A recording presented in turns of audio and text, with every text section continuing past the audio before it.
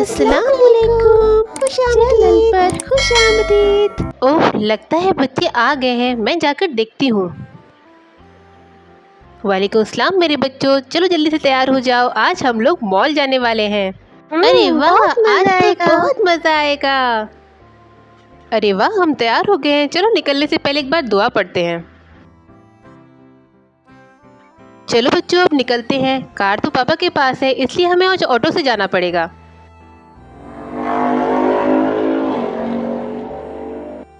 Auto auto भैया, हमें पाइक colony जाना है।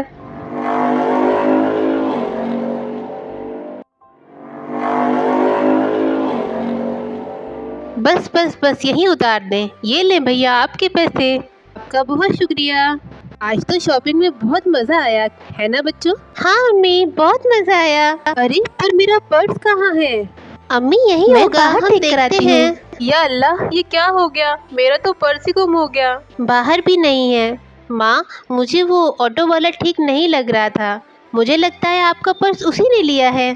अब जो भी हो, मैं तो जा रही हूँ नमाज पढ़ने, तुम लोग भी दुआ करो। भाई गनी, सब मज़ा ख़राब हो गया। अल्लाह करे अम्मी का पर्स मिल जाए। हाँ अप्पी, अल्लाह करे अम्मी का पर्स मिल जाए। अम्मी का ज़रूरी सामान था उसमें और काफ़ी सारे पैसे भी थे। कोई है? कोई है? अरे आप?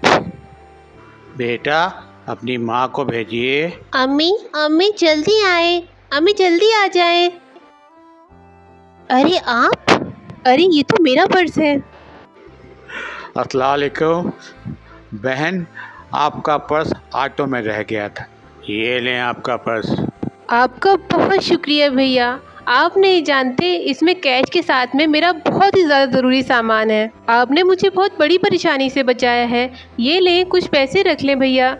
नहीं बहन, मैं ये पैसे नहीं ले सकता। मैं अपनी मजदूरी ले चुका हूँ और जो मैंने आपके लिए किया वो मेरा फ़र्ज़ था। बहुत शुक्रिया। अब मैं चलता हूँ, खुदा हाफिज़।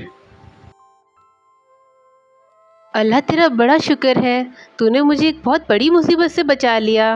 अम्मी, मुझे बहुत बुरा लग रहा है। मैं उस ऑटो वाले को बहुत बुरा समझ रही थी, लेकिन वो तो फरिश्ता निकला। बेटा, इससे हमें एक सीख मिलती है कि हमें किसी की शक्ल और हुलिये को देखकर कोई अंदाज़ा नहीं लगाना चाहिए। चलो मैं तुम लोगों को एक कहानी सुनाती हूँ। एक नौजवान की, जिसका नाम कलुआ था। कलुआ अपने नाम की ही तरह काला और बदसूरत था। गांव के लोग उसकी शक्ल की वजह से उसको पसंद नहीं करते थे और हमेशा उसको तंग करते थे। इसलिए उसने गांव के बाहर अपनी एक झोपड़ी बना ली और वहीं पर अकेले रहने लगा। साथ ही वह छोटे मोटे काम करके अपना गुजारा करता था। एक रात वह अपनी झोपड़ी में सो रहा था, तभी घोड़ों की चलने की आवाज़ से वह एकदम से उठकर बैठ गया। उसे लगा कि घोड़े उसके झोपड़ी के पास ही रुक गए हैं। वह चुपचाप से खिड़की के पास आकर उन घुड़सवारों की बातें सुनने लगा। दिलेर खां, ये जगह बिल्कुल ठीक है, ये गांव के बाहर भी है और ये पेड़ हमारे लिए निशानी रहेगा। चलो सारा माल हम इस पेड़ के नीचे दबा देते हैं। जनाब वज़ीर साहब, आज तो मज़ा ही आ गया। बहुत मोटा माल हाथ लगा है। राजा कभी सोच भी नहीं सकता कि उसके माल पे हमने हाथ साफ किया है। और दरबारी और वज़ीर ही मिलकर चोरियां करते हैं। जनाब वज़ीर साहब, अब हम लोग निकलते हैं, क्योंकि सूरज निकलने से पहले हमें महल भी पहुंचना है। अगले दिन ही सुबह राजा के आदमी महल की चोरी का ऐलान कर रहे होते हैं। ये सुनकर कलुआ की आंख खुल जाती है और वो अपनी झोपड़ी से बाहर आ जाता है और पेड़ के नीचे गड़े सोने के बारे में सोचने लगता है। वह ठान लेता है कि वह फौरन ही सोना खोदकर राजा के पास पहुंचा देगा। मैं इस खजाने को अच्छे से छुपाकर राजा तक पहुंचाऊंगा ताकि कोई देख ना सके। अब किसी को भी शक नहीं होगा। वज़ीर, हमारे महल में चोरियां कौन कर रहा है? और रात तो कमाल ही हो गया, इतनी बड़ी चोरी हुई है हमारे यहाँ। वज़ीर, मैं तुम्हें 2 दिन का समय देता हूँ। 2 दिन में चोरी गया माल और चोर दोनों को दरबार में हाजिर करो। ठीक है महाराज, चोर को ढूंढने की मैं पूरी कोशिश करता हूँ। मैं फौरन काम पर लग जाता हूँ। महाराज की जय हो। जान की माफ़ी हो तो मैं आपको कुछ बताऊँ। लेकिन तुम कौन हो और यहाँ क्या बताने आए हो? मेरा नाम कलुआ है और आप ही के राज के एक बरेची गांव में मैं रहता हूँ। महाराज, मैं आपके यहाँ हुई चोरी और चोर के बारे में बताने आया हूँ। अच्छा, तो तुम इन चोरों के बारे में जानते हो? महाराज, मेरी झोपड़ी गांव के बिल्कुल बाहर है और कल रात मेरी आंख घोड़ों के चलने की आवाज़ से खुल गई। जब मैंने कान लगाकर सुनने की कोशिश की तब पता चला कि दो लोग चोरी किया हुआ माल मेरी झोपड़ी के बराबर खड़े हुए पेड़ के नीचे दबाने की बातें कर रहे हैं। उनकी बातें सुनने के बाद मुझे पता चला कि वो महल के ही आदमी हैं। उनमें से एक आदमी एक को वजीर बुला रहा था और दूसरा दूसरे को दिलेर बुला रहा था। वे चोरी किए हुए माल के बारे में भी बात कर रहे थे। उन्हें नहीं पता था कि मैं सब सुन रहा हूँ। कलवा, मैं तुम्हारी बात का यकीन कैसे करूं? महाराज, कल रात चोरी हुआ सारा माल मेरे पास ही है। मैं आपको दिखाता हूँ। मैं बड़ी मुश्किल से इसको छिपा कर लेकर आया हूँ।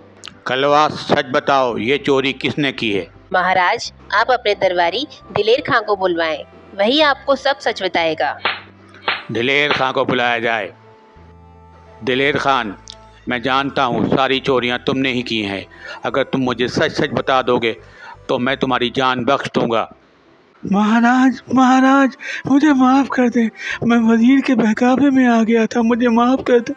मैं बस वज़ीर का साथ दे रहा था। सिपाहियों, वजीर को फौरन गिरफ्तार करो। इन दोनों को जेल में डाल दो। कलवा, मैं आपकी ईमानदारी से बहुत खुश हूँ। आपका बहुत शुक्रिया महाराज, ये तो मेरा फ़र्ज़ था। कलवा, मुझे तुम जैसे ईमानदार लोगों की राज दरबार में बहुत ज़रूरत है और मैं तुम्हें अपना वज़ीर बनाता हूँ।